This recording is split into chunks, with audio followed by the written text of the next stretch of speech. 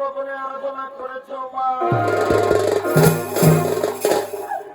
ভগবান আজ আমি আর কি বলবো? এই দেখুন প্রভু আমার অবস্থা।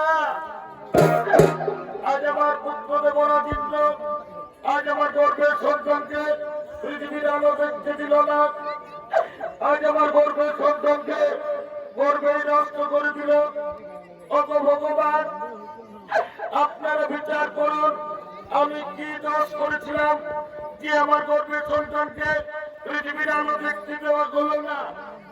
কেন কেন আমার গর্ভের সন্তানকে গর্ভেই হত্যা করা?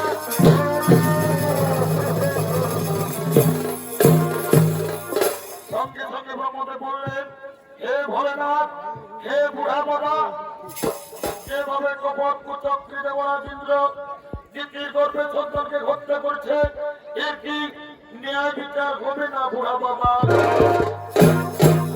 সঙ্গে সঙ্গে বাবা ভোলেনাথ বললেন, শোনো শোনো দেবগণ, যেভাবে কপট কুচক্রী দেবরাজেন্দ্র দ্বিতীয় গর্ভের সন্তানকে হত্যা করেছে, ন্যায় বিচার অবশ্যই হবে, কিন্তু ন্যায় বিচার করবেন কর্মদাতা শনিদেব। হে প্রভু, আমি আপনাদের আদেশ অবশ্যই পালন করবো।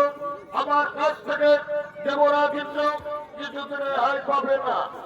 ভগবান তুমি আর কি আমার, তুমি ধৈর্য করো।